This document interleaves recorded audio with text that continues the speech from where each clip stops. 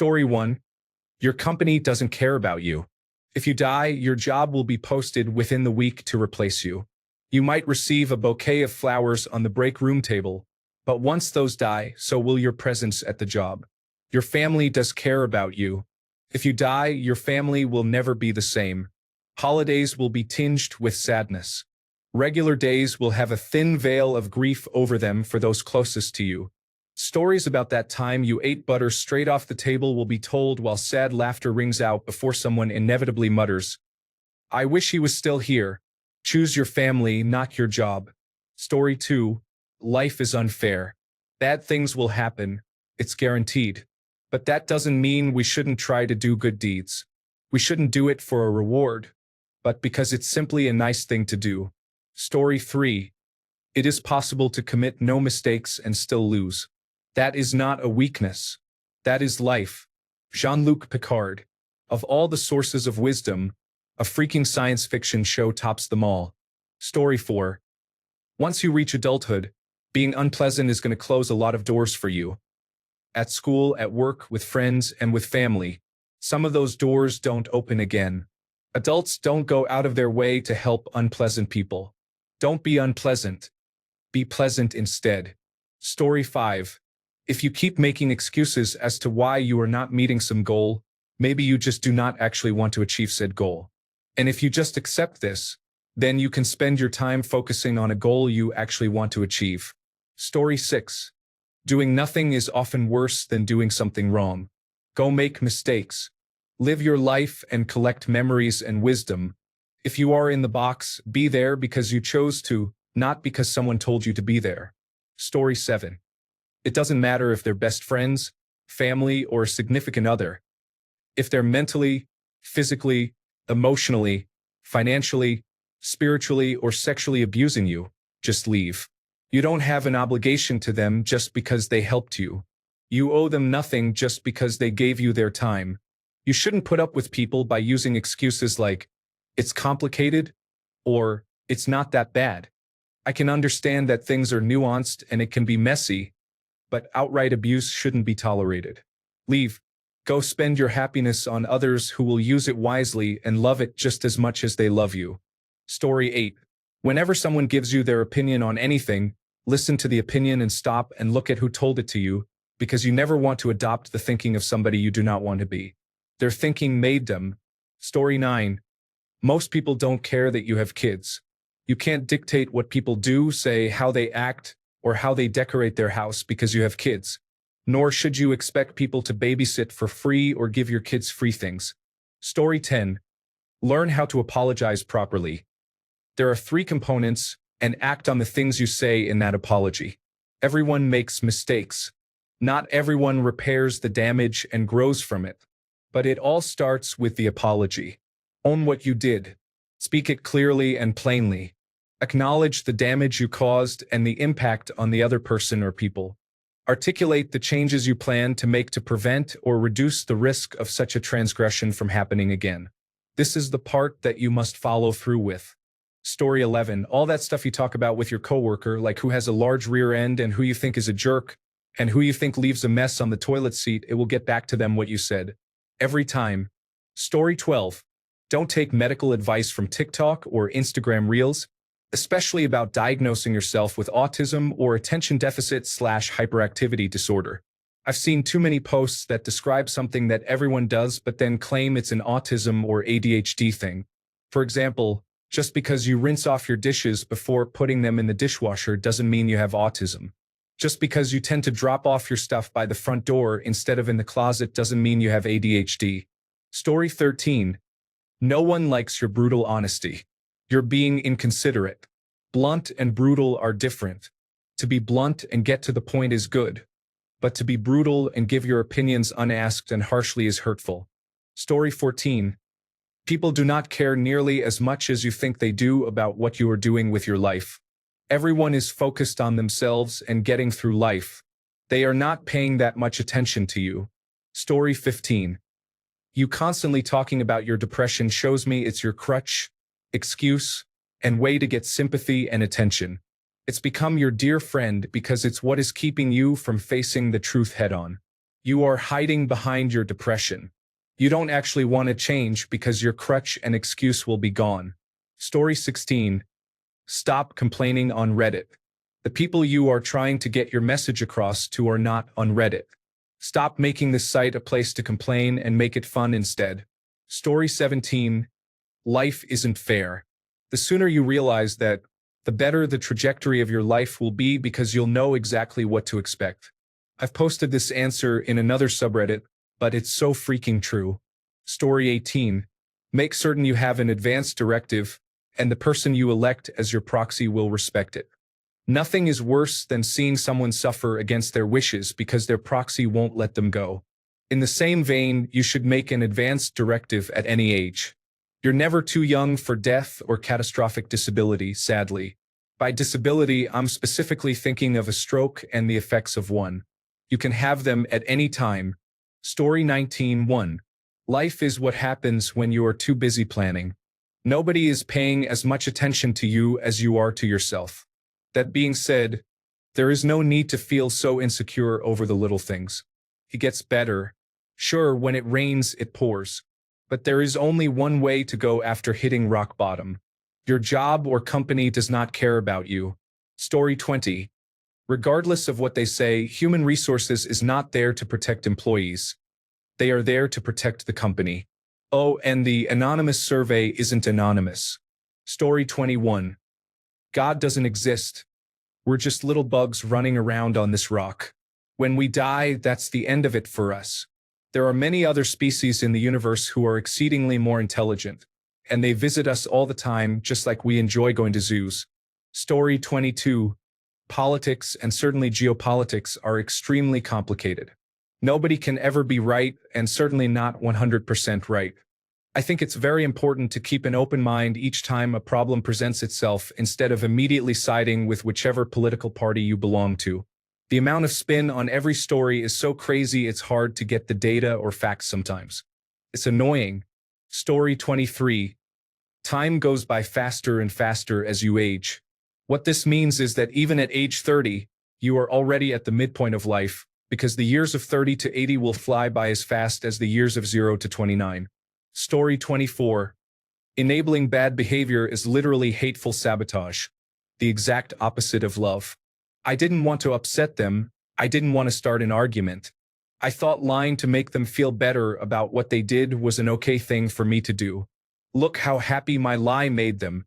No, you literally just prolonged the behavior that is ruining their life. If you truthfully love someone, you will always hold them accountable for their own actions and always tell them when they are messing up, even if that means conflict will come from it. Allowing someone you love to keep messing up just because you don't want conflict is hateful and sabotage. Sometimes conflict is needed in life, especially if you want to help people grow. It's hard for most people to take the blunt truth happily if it involves them being at fault, and most of the time it will cause conflict, but it will lead to better outcomes in the long run. Conflict that leads to growth and long-term happiness is greater than lies that create immediate happiness but lead to long-term mistakes and repeated bad behavior. Story 25. There is a difference between being brutally honest and being inconsiderate. There is a difference between being no-nonsense and being rude. Learn the difference. Story 26. You've been through terrible, unfair things. We all have. It doesn't give you an excuse to hurt people or not be able to take accountability when you do hurt people. You don't get a pass because someone did it to you first. Story 27.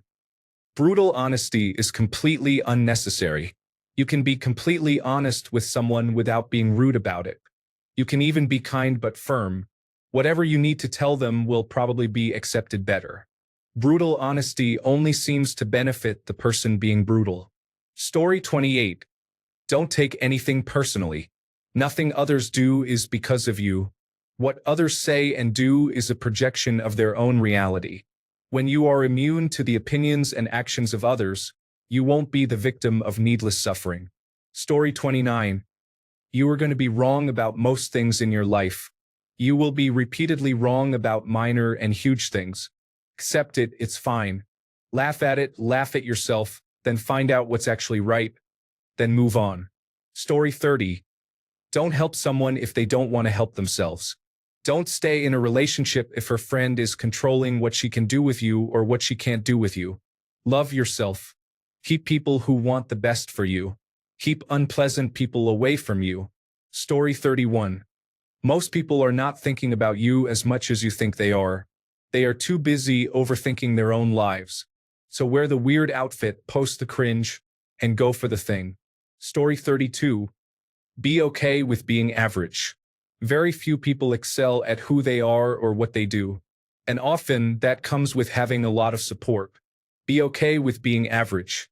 Story 33. Just because you show up for someone doesn't mean they will show up for you.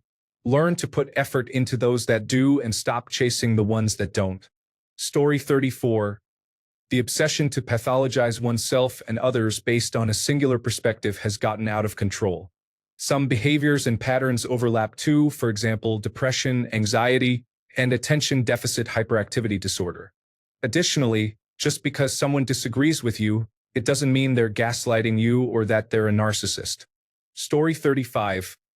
Dear strangers, less close relatives, and community members, no, disabled people generally don't want to hear about your supplements, yoga, or dietary advice. Nor do they owe you medical details, trauma stories, or details about their sex lives. Nor do they appreciate questions of that nature or your melodramatic and patronizing sympathy and belittlement. It's a general problem of excess. And just, no. Do not touch a disabled person or their equipment without verbal consent at that moment. Too many people get further disabled by damaged bodies and damaged equipment due to excessively impulsive, inconsiderate actions. Nor mock. Do not be afraid or outraged if someone needs to be in the road. Just being curious or just trying to help is not good enough for the advice or for a damaging physical intervention. You owe apologies and probably monetary compensation if it goes down that way. Generally, unsolicited offers of prayer or healing just because you see or hear about a disability are an unhelpful addition to anyone's day, like a very specific kind of catcalling. Also, do not film disabled and visibly different people without their consent, nor taunt, nor aim to trick, harm, frustrate, or humiliate.